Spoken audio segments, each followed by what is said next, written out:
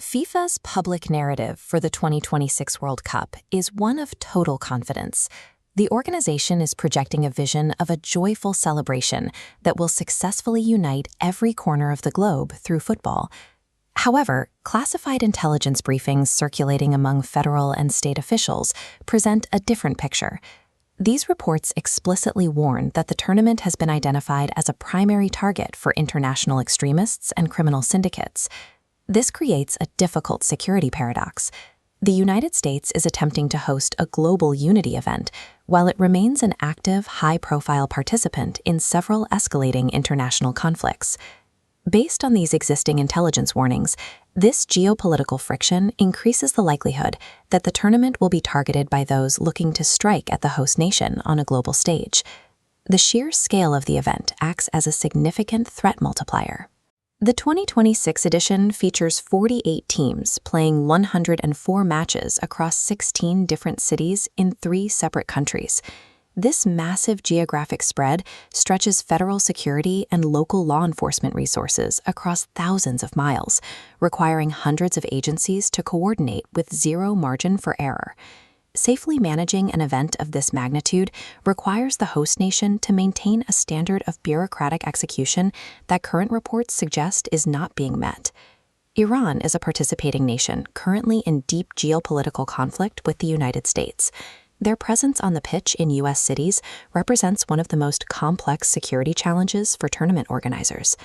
Domestic rhetoric has already added to the tension, with some political statements suggesting that Iranian players enter the country at their own risk, comments that have fueled outrage and anti-U.S. sentiment during team send-offs. Beyond individual teams, intelligence officials are monitoring how ongoing wars in West Asia could spill into North American cities, citing a high potential for retaliatory attacks during the tournament window. These factors combine to create a diplomatic powder keg, where the U.S. is hosting its primary geopolitical adversaries in an open, highly publicized environment during a period of peak global tension. While stadium security is intense, experts warn that the primary physical danger lies in the soft targets outside the venue walls. Public transport networks, team hotels, and massive open-air fan zones gather tens of thousands of unscreened people into tight spaces. Unlike the stadiums, these areas are often exposed and difficult to fully secure.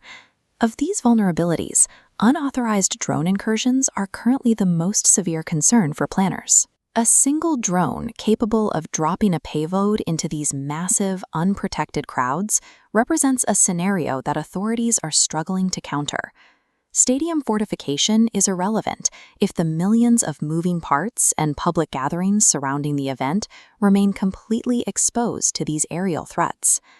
Despite these clear warnings, a massive shortfall in critical counterterrorism funding has stalled the necessary security preparations at the federal level.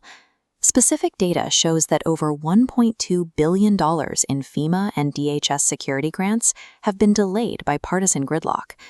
This chart illustrates how that funding pipeline has essentially frozen as the tournament countdown clock continues to tick. This delay has direct consequences. Security contractors can no longer install the required $250 million in anti-drone systems in time for the opening matches. Local police departments are now left without the specialized equipment needed to detect unauthorized aircraft over crowded fan zones.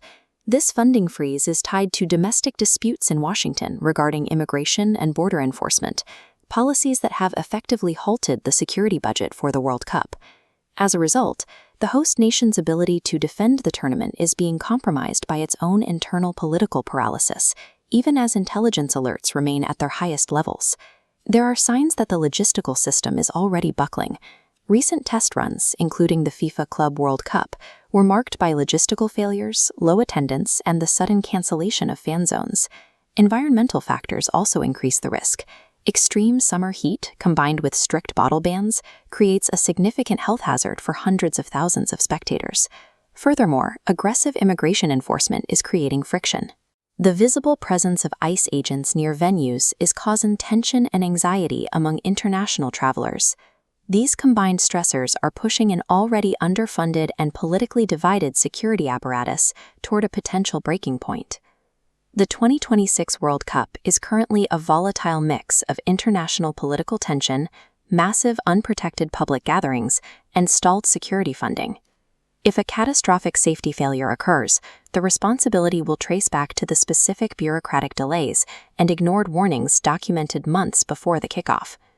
Unless the host nation resolves its internal paralysis, the tournament's legacy will be defined by the security crises that unfolded off the pitch.